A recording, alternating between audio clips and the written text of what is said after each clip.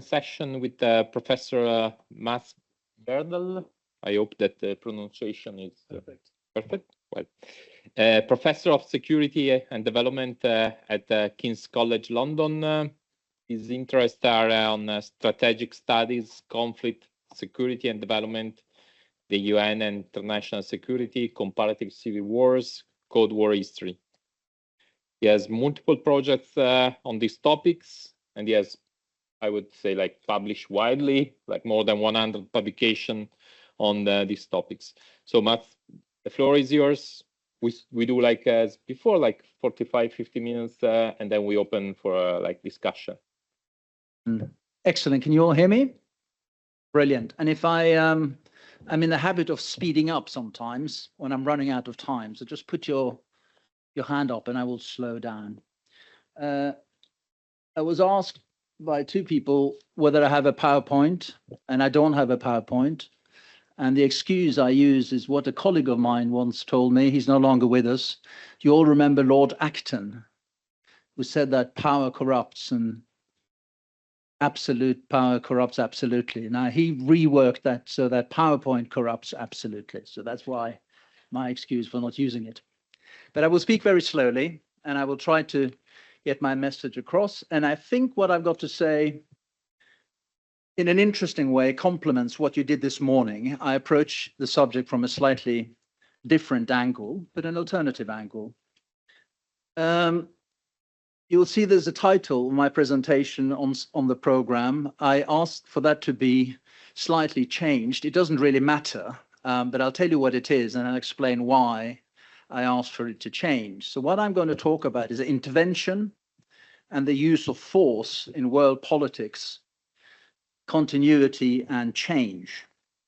Now, what I would like to do in the 40 or 45 minutes I have is to focusing on the period since the early 1990s to the present and looking forward.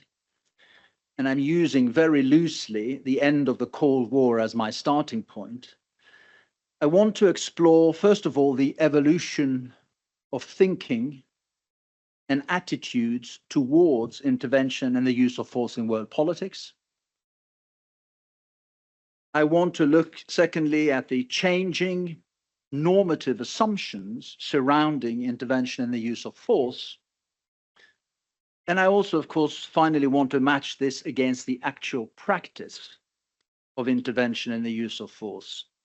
Now, the theme in my title is self-evident. I said I was going to talk about continuity and change, or to put it differently, the question I'm asking is what has changed and what has not changed when it comes to the question of intervention and the use of force. And where are we today in relation to the problem of intervention and its corollary, the use of force in world politics? What are the trends that are discernible? And we talked about that briefly earlier. And what might we expect going forward? I think I can, without prejudging the conclusion, I can say that I will probably end on quite a gloomy and pessimistic note, but I'll get back to that in a minute. The first thing I need to do, though, is to, I think when we talk about intervention, is to pose the question where and how to start. It's not immediately obvious.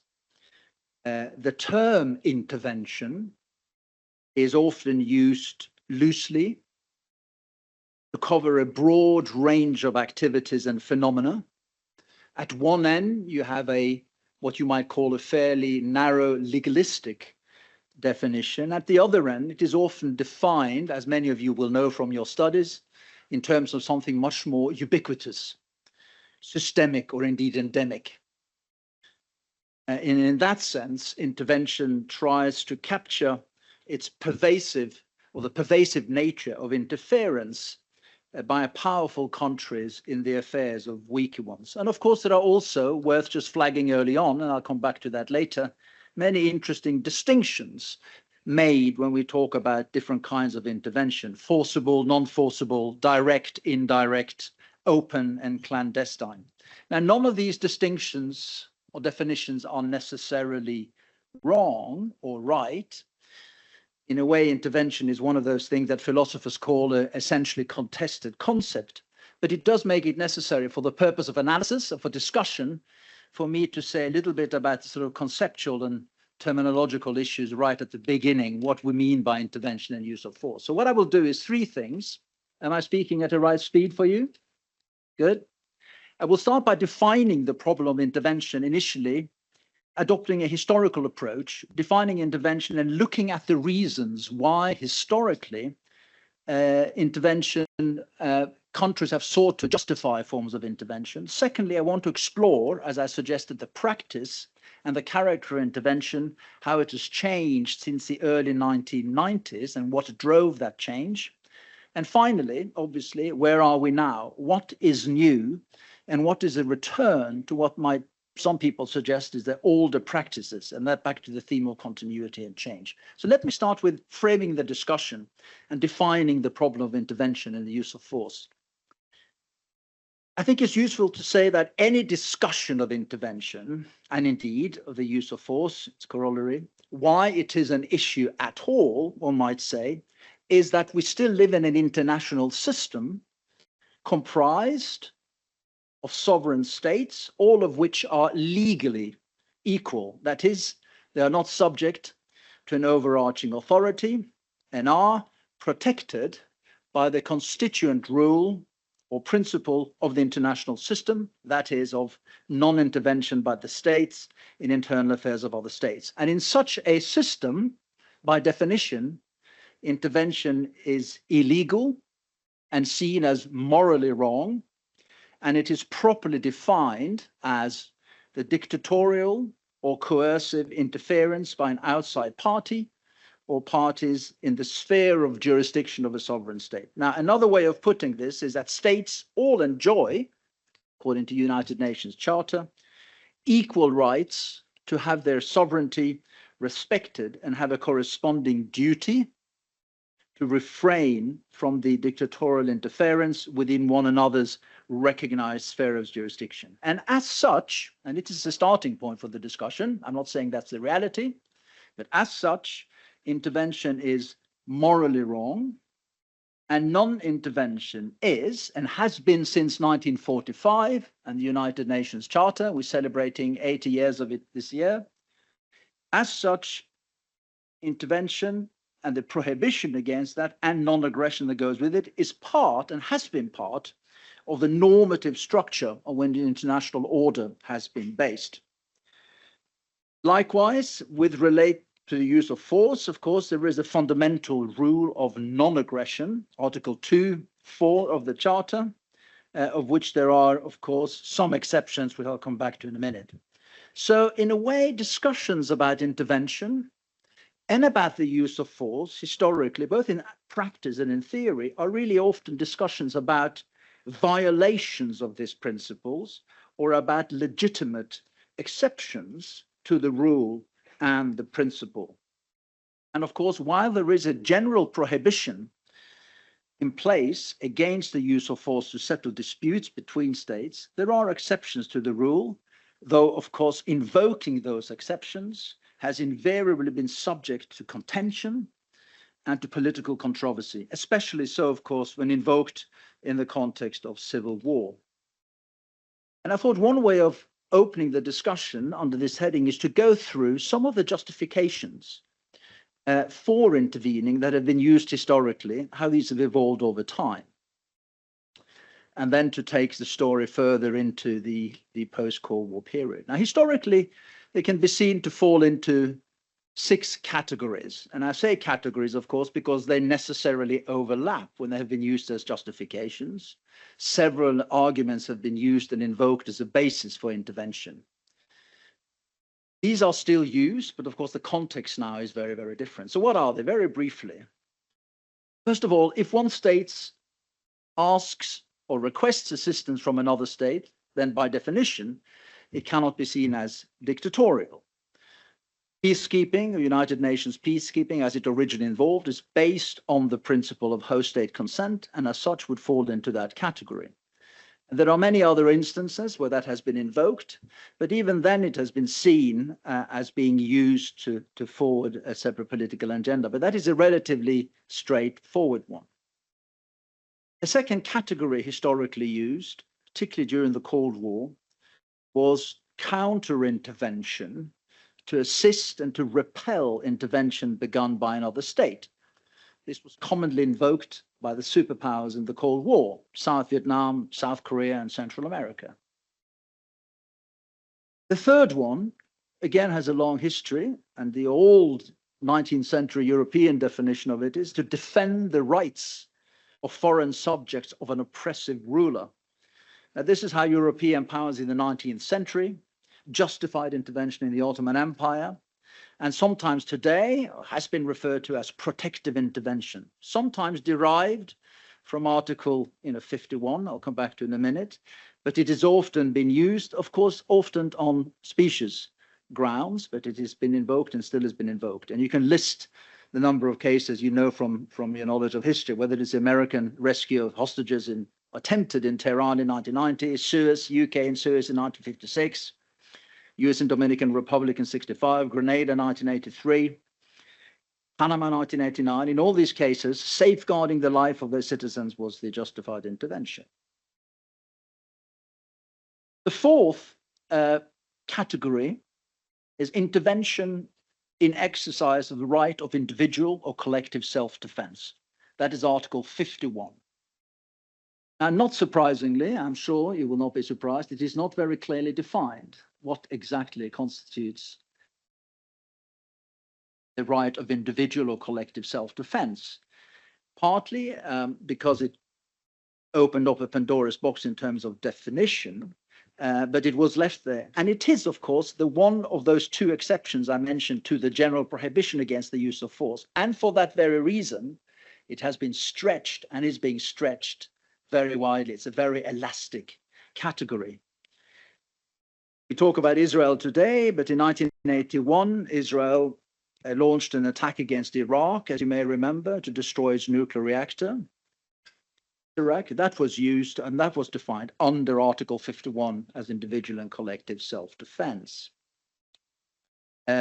Use cruise missile attacks after 1994 against Saddam's regime before 2003 was often defined again by individual and collective right defense. Again, the intervention after the 9/11 in Afghanistan that was accepted by the Security Council in September 2001 in Afghanistan was also used and justified under Article 51.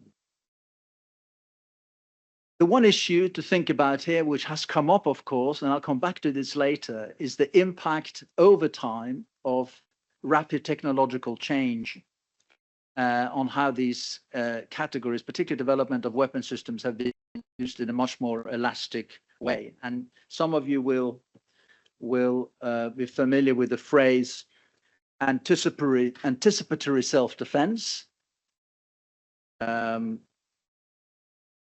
But I think Moshe Dayan in 1967 called a preemptive counterattack. And of course, this has come up again, particularly after 9/11, where famously Condoleezza Rice said that she would not wait for a mushroom cloud before a striking. But again, you can see the enormous potential for abuse in this particular case.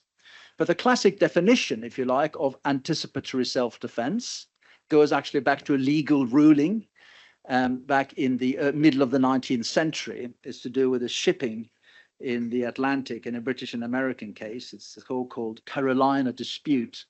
I just mentioned it because it's worth reading it out, the technical phrase, to see how easy it can be used. But that said, a right of such anticipatory defense arises when there is a necessity of self-defense that is instant, overwhelming, leaving no choice for means and deliberation. Now, it's quite a difficult test to do. But anyway, Article 51, important for the reasons I mentioned, been stretched and is often stretched.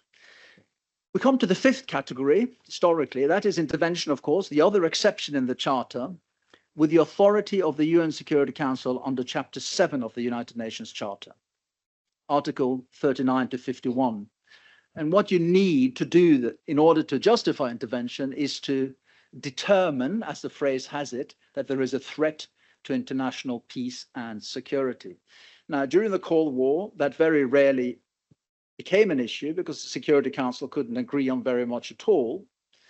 But of course, after 1991, as I'll be saying in a minute, Article 7 has been invoked much, much more.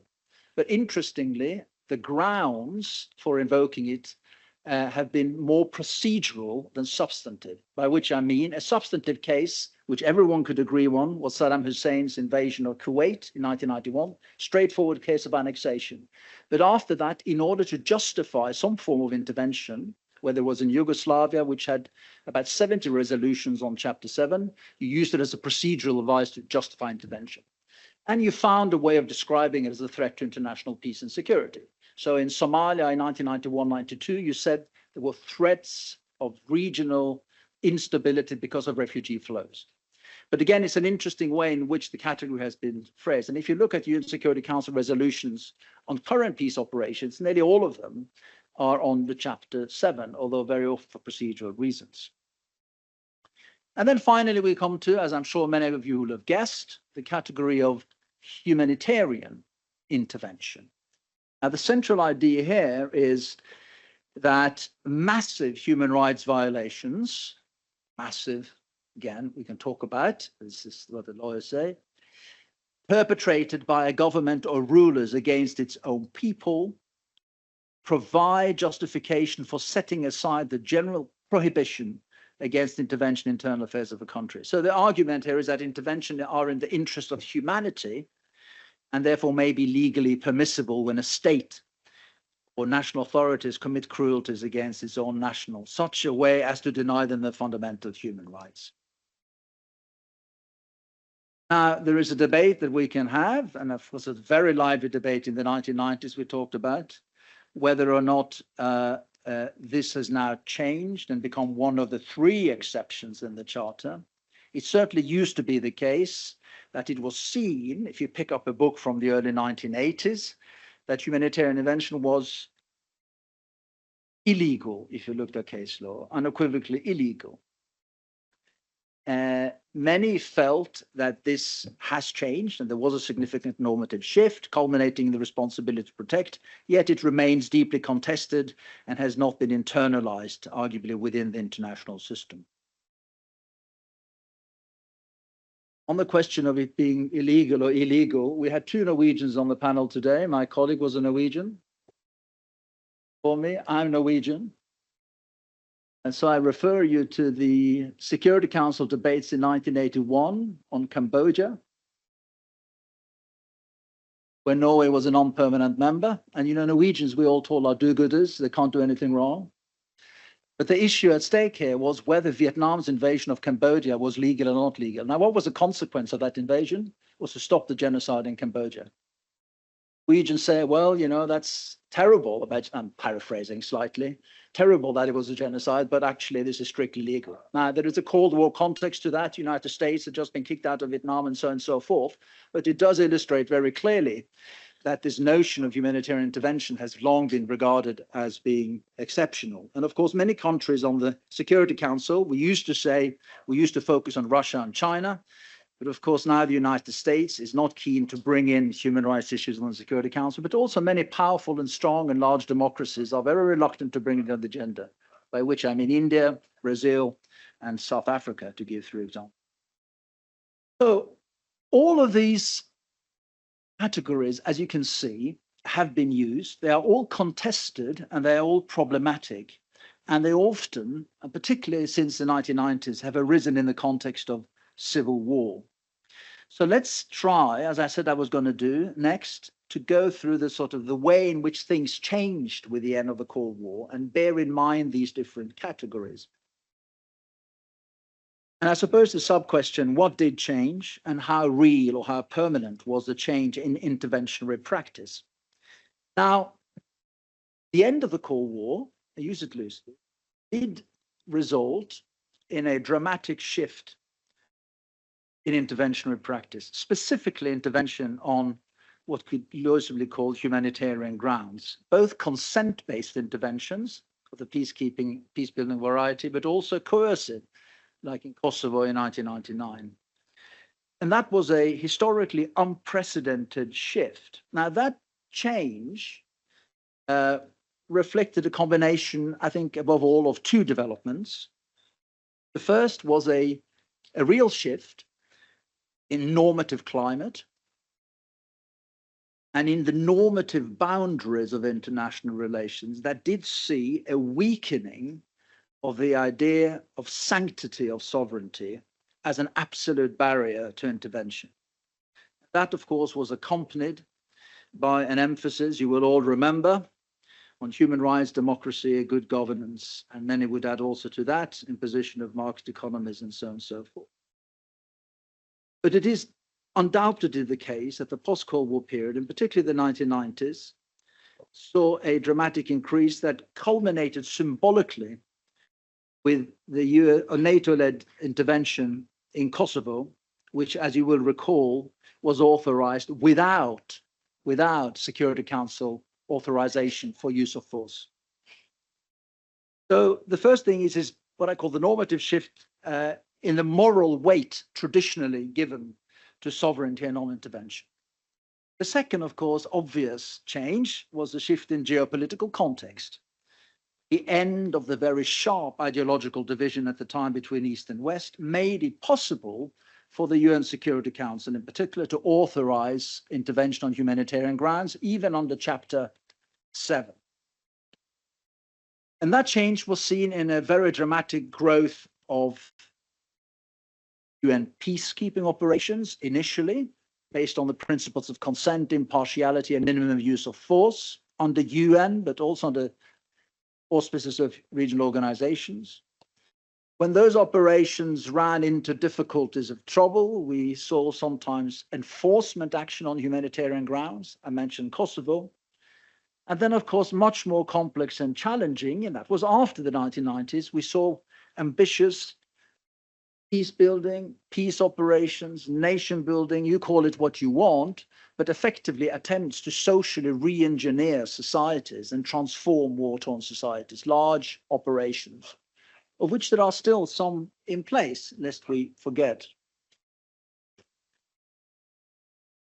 This also then was accompanied by an apparent change towards humanitarian, or the attitudes towards humanitarian intervention. Remember the last of those categories I mentioned, which culminated, as I said, in a practical sense in Kosovo, but also in the work that was done between 1999 and 2005 to come up with formulation and idea of a responsibility to protect. Something we talked a lot about a few years ago, but much less now. Now, in 2005, what some people chose to really applaud and welcome as very significant, the General Assembly adopted a resolution after its summit and other anniversary summits, which involved a commitment on paper, or in theory, to take collective actions under Chapter 7 should means be inadequate and national authorities manifestly fail to protect their population from genocide, war crimes, ethnic cleansing, and crimes against humanity.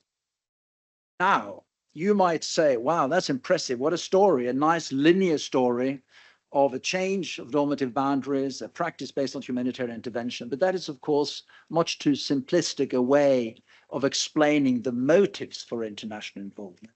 Because, of course, it sadly never is a simple question of principled or value-driven versus pragmatic behavior, idealist or realist. All interventions, even those in the 1990s, reflect an admixture of motives. Some of you will remember the then Secretary General of NATO, Javier Solana, speaking in the evening when NATO went into Kosovo, and he said, this is very important because, one, the credibility of NATO is at stake. Well, that's different from, the humanitarian situation on the ground. So this tension between the motives for intervention of course, many in what I don't necessarily like the terminology, but we used to call the global south, were always suspicious right from the outset about what the real and underlying motives were. And this sort of tension came to a head, I think, and brings the story up to Libya, which we can talk about later, Libya in 2011, where France and the UK, that sort of engineered the intervention, insisted this was a very classic and indeed the first proper case of R2P, responsibility to protect. But whereas quickly a number of other countries, not just China and Russia, but also Brazil and India, insisted this was really more fundamentally about regime change and intervention in a civil war. And I mentioned that case because since then we haven't really had any intervention where R2P has been invoked. And indeed, since 2014, we haven't had a major operation launched on humanitarian grounds. The Libya case, I think, is interesting to discuss and more complex than meets the eye. And we could come back to that later. But unquestionably, I think it does raise the question that if you intervene from the outside, whatever your motives are, in a civil war situation, you're likely to be drawn into that particular conflict.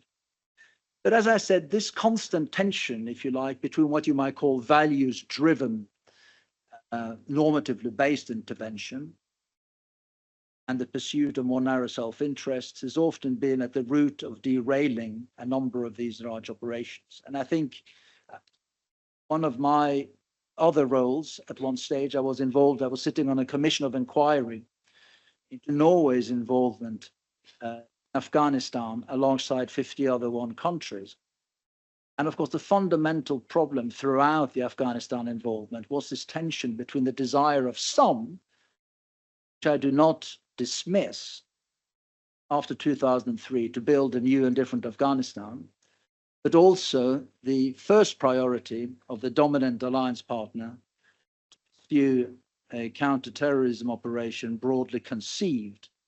And that clash between those two agendas made state building or nation building not only very difficult, but impossible, as it turned out. So where are we with respect to this now? Well, I mean, the R2P, as I suggested, we haven't really discussed and talked about since 2011. Large-scale peace operations or nation-building exercises are out.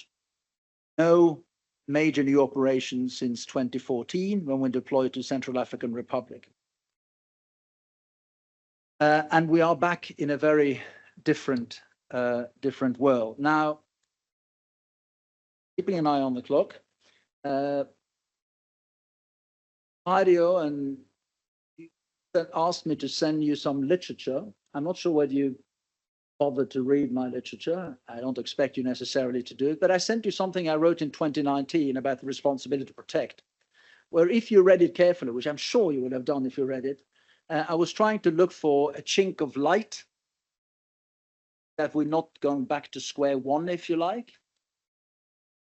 That this normative change, which I think in many ways was an important, significant one, desire to try to be more proactive in dealing with conflict, had left nothing behind. And the argument I was making was that, yes, there is plenty of hypocrisy to go around, but there are certain things which are more difficult to do today than would have been at the time the Norwegians were on the Security Council in 1980-81. The example I use, which I think is a good one, you'll remember the most recent member of the United Nations is South Sudan.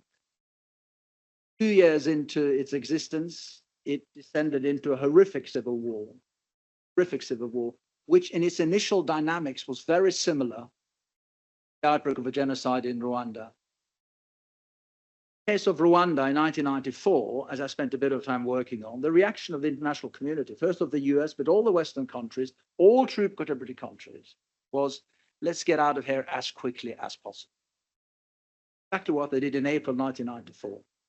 Let's scale down. If the United States and Britain had their way, there would be no UN presence left at all. Malaysia and New Zealand on the Security Council made sure there was a small presence. After Sudan, the immediate reaction of Security Council was actually to stay put, increase presence of troops, and as a matter of course, to open up new bases for refugees to come in. That was a kind of change, which I think was in some ways significant. It didn't mean that tens of thousands weren't killed, but it meant that many were saved, and it was a very different approach to the conflict. The other example I gave in my article, I think, was I mentioned the last major operation that the UN launched in Central African Republic. If you look at the Security Council resolution, it's overwhelmingly justified on humanitarian grounds. And interestingly, it was adopted 1 month after Russia annexed Crimea unanimously. Still a sense, maybe I was wrong, this is why I'm saying I was looking for chinks, but still a sense that we had an obligation in those circumstances to intervene and try to do something. I am probably a bit more pessimistic now in light of what has happened since, but I can come back to that in a minute. You just tell me when I have to quite, I'm going to come towards the end as well. I wanted to say something which, because I looked at the audience, obviously before I came, I looked at what you've been doing, and I wanted to say 1 or 2 things about explaining this pattern of intervention. And one is the concept and the phrase and the notion of a liberal peace. Now, what I want to say with that, and I will leave it for discussion for you to get back to me, I've always been a little bit skeptical about the way it is sometimes presented, the idea of liberal peace. And this is the way in which it is presented as a coherent project aimed at imposing a particular kind of peace, effectively seeking to incorporate everything you can come across into the global market and the capitalist economy, based on originally on the principles of the Washington Consensus in the 1990s. I'm skeptical a little bit simply because I think each of these interventions I've talked about, and we haven't talked about many, have to be contextualized. And that goes back to the discussion today about individual contextualization. I think the motives vary greatly. The intervention in Iraq and Afghanistan is very different from any others. But where I do agree, of course, very much with the criticism of the liberal peace idea, of course, is that external powers, particularly the West, were overambitious in their belief that they could reform societies from outside, and failed entirely to account for the political economy of civil wars and the ways in which intervention itself would become part of that political economy. So, leave that aside. My final point, in what ways have things changed? Are all the practices reasserting themselves? Where are we today? And here I will be a little bit more bullet point, maybe to stimulate discussion as well. What can we say? Well, as I said already, since the intervention in Central African Republic, which was justified under Chapter 7 on humanitarian grounds, there hasn't been an intervention. That was also the month when Russia annexed Ukraine. What we have seen over that period, not just in Trump 1, but of course particularly in Trump 2, is what you might call a decline in values-based foreign policy in favor of a more transactional, nativist, nationalist outlook, a reassertion for very mixed set of motives of the sanctity of sovereignty, and a turn inwards. All of that means far fewer interventions based on humanitarian grounds. And when I say that loosely as that, and we're talking here about ongoing operations, for example, in South Sudan, members of the Security Council, including the US now, will look carefully at the resolution and try to remove any reference to a human rights rule, for example. So I think that decline, let's call it that, the values-based, values-driven foreign policy. Remember what I've said, I wasn't suggesting it was all about values earlier, but there was certainly a shift in attitudes towards a more transactional outlook is real. I think also we have seen, and this of course comes back to the distinction about how you define conflict, and maybe this has always been the case more than we admit to, but the blurring of the very distinction between war and peace. I mean, that distinction, certainly I started out in a legal sense, has been in Western thinking about conflicts, has been very clear cut, but certainly political economy analysis, of which we have experts here, will find that when you look at individual conflicts, South Sudan, DRC, the very messiness of those conflicts, challenged with particularly intervention. A third thing, which we have undoubtedly seen in terms of trends, I think, what I'd call a return, although it didn't entirely disappear either, but a return to sphere of influence thinking. That is the idea that certain countries have special rights to intervene, separate from what I said earlier on the Council, and to overrule charter provisions with regard to the use of force within their neighborhood.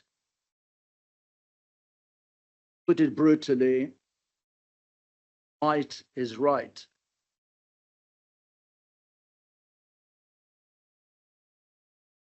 I think Russia, China, and the US all share in that particular view.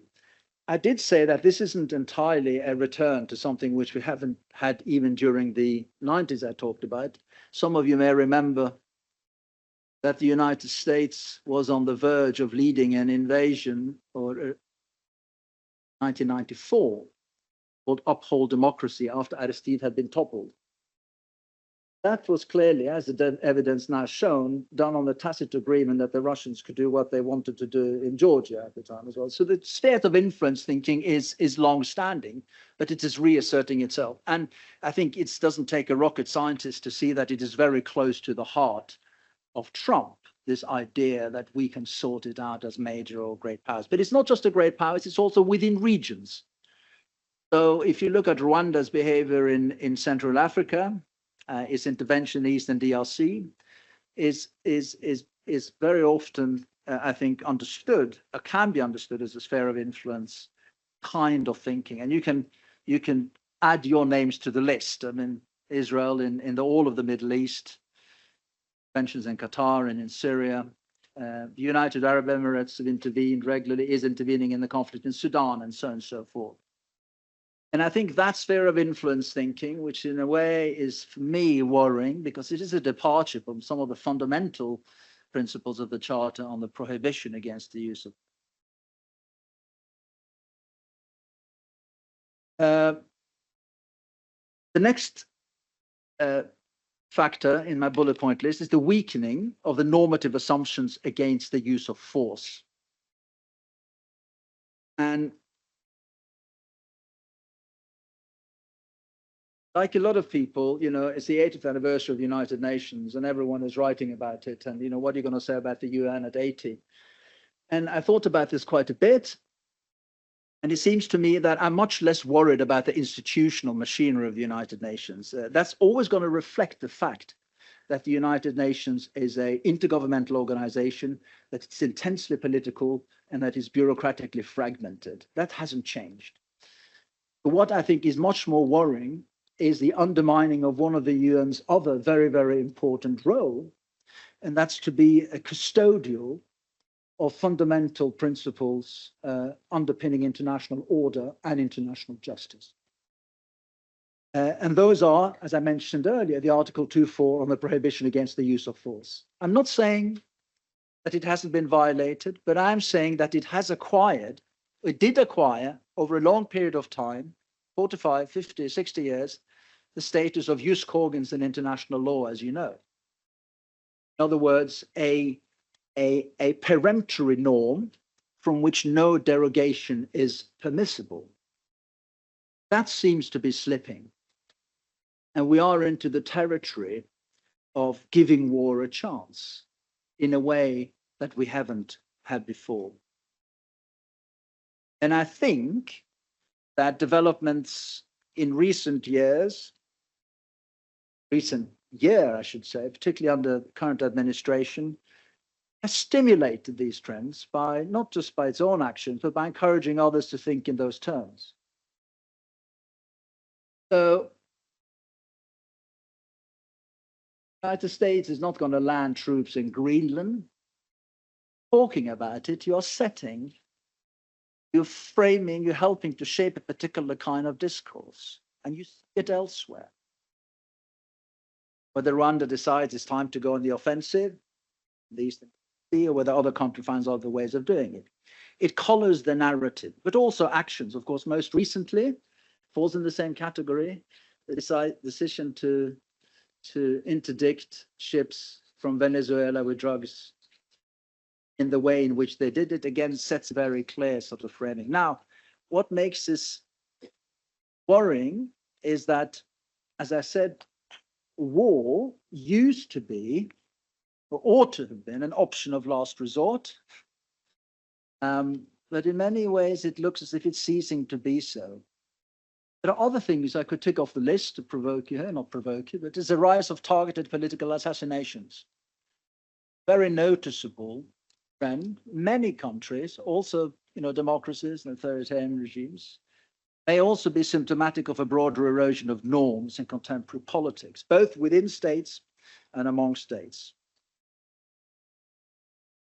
Now, my final point, and I'll come back to the issue of technology, which is for me, and I'm not a, technologist in any sense, a determinist, but I do think that these particular trends that I have mentioned, in terms of the erosion of the use of force, are combining with technological change that is influencing the character of war. I mean, I come from the Department of War Studies, and I still think there's an important distinction to draw between the nature and the character of war. But I do think that change is particularly, and it's not just the flavor of the month, but I think it is real, in drone technology in particular, and the way in which the war in Ukraine has acted as an extraordinary technological laboratory for developing these technologies. Has, whatever else we say about it, increased and raised the scope and possibilities for intervention and interference. Remember, I talked earlier about different kinds of interventions: open, clandestine, forcible, non-forcible. So in a way, what added to that is a lot of that technology is a great deal, and it's another way in which it is changing the character of war, relatively cheap, dual-use technology, and easy to get hold of. I'm trying to do some work with a colleague on the impact of drone technology on the patterns of conflict in Africa, for example. So in that sense, we have tragically what you might almost call the democratization of war and the possibilities for intervention taking place. And this diffusion of power, which has increased the prospect for making intervention more endemic, a more ubiquitous feature, and has in particular increased the prospect for indirect and clandestine uses of force. So that is where I leave it. There is lots of stuff we can come back to and interrogate there, because I ran through a long period of time. Perhaps I would just flag again that my major concern, and I'm a sort of person, when you see continuity and change, well, he's going to say that nothing much has changed. In actual fact, I'm very worried about what you'll call the erosion on the constraints on the use of force. Very mindful of the fact that it's not as if we haven't been using force illegally before and so on and so forth, but that there is a definite climate change which is potentially very, very worrying, reinforced or certainly made possible by technological changes, which is making the democratization of war possible.